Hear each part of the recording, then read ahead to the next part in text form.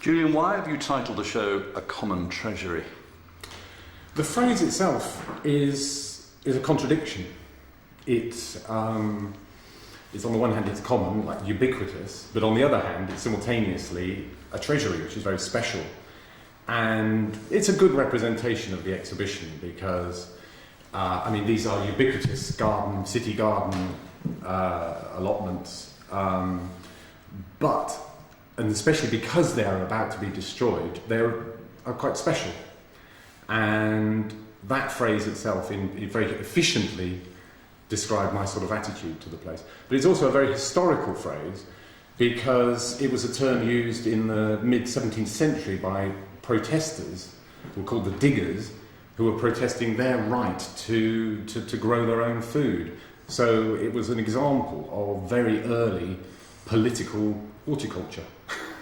Sure. So it was I read the political documents from the 17th century and came across this beautiful phrase in the beginning of time: the great creator reason made the whole world a common treasury. And it was a gift. Sure. And do you think something essential, something vital to the kind of core of London is lost when this allotment goes, or when it went? I think it justifies recording. And I think by recording it, by painting pictures that take quite a lot of effort to make, you are showing people these features of the landscape, and people inevitably think about them differently. So yes, I do. I think they're very special. Yeah. And was it important to you? I mean, obviously it's important to you. You've spent a huge amount of effort painting them, but why was it important to capture these? Because I had to find something to represent the community that was being told to move away. I live one side of the Olympic zone and I work the other side of the Olympic zone, and for 6 months I searched for something to represent the community, the businesses, the various aspects of the landscape that were being swept away. And it then came to me, I knew there was this area of gardens, that the sheds as sculptures, because I see them as a kind of sculpture, were a really good representation of the history and something that was good about the area, because we here, as a local person, we slightly resented all the negative things that were said about the area before the Olympics. Before the Olympics were coming, or before we won the bid. And this was good because it's quite a positive thing. It's a very positive thing, growing your own food. And these sheds represent something positive about the area that is being moved away very dramatically by JCB. And so do you resent the Olympics sweeping this away, or do you just accept it ruefully that it's inevitable? It's not inevitable, it was extraordinary. And my response was a kind of amazement that this incredible thing has happened to my neighbourhood. I resent is too strong a word, but I would rather they had found a way of incorporating this area of gardens. And the irony is that it is being destroyed for the sake of a footpath, not for the sake of some stadium. For a footpath, which doesn't seem a good enough reason. Also, talking to the allotment holders, we all feel this is supposed to be the Green Olympics, that is the big label that they attach to it. What could be greener than having an area of food grown in the middle of the stadiums and things? But maybe I'm too idealistic, maybe I don't know about how to design an Olympic park.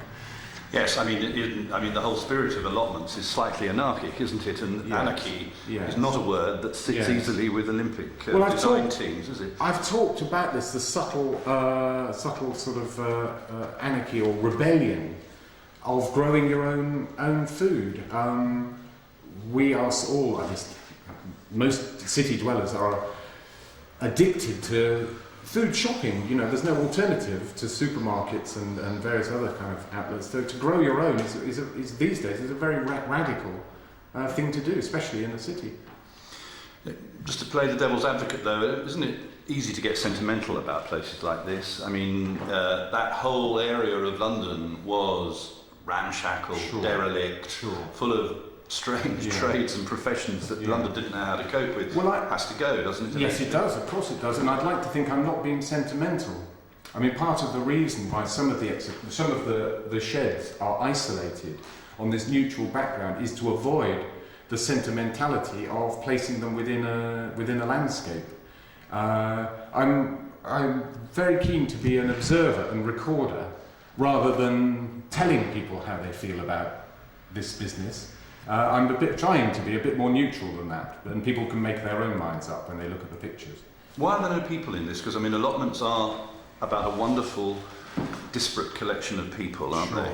That would be a job for a different artist. I'm essentially a landscape painter, and I've looked to the landscape to find emblems of what is being asked of the people. I mean, I'd like to think that the sheds are all different, and they have characters, and they represent, at one remove, the individuals who have made them down the years. So they are portraits, but not directly of the people. Now, the Olympic Committee, the Olympic Organising Committee, they presumably know what you've done. It's a widely publicised exhibition. What's their reaction to it?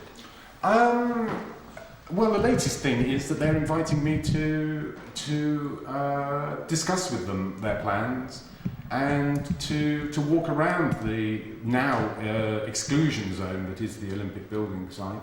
So I welcome that. That'll be very interesting. But yeah, that's an ongoing situation. They're not attempting, if I'm to be cynical, they're not attempting to neutralise you by embracing you, are they? Well, I'll find out. I don't know yet. I mean, I haven't met them, but I mean, if you're to be cynical, that might be the case. I don't know. I couldn't possibly say. Final question: are you in favour of the Olympics? I mean, there's a kind of constant rumbling in London that the Olympics is a disaster that's about to happen. That it's a bad thing for London. London doesn't need it. Where do you fall in that? Well, it's too late to be against the Olympics. So I'm for the Olympics, and I want the Olympics to be as good as possible. But what I want more is the legacy to be as good as possible. Obviously, as a local person, I don't want an incredibly expensive, unloved park. What we want is a beautiful and viable place where people can enjoy, quality time, and maybe that's possible.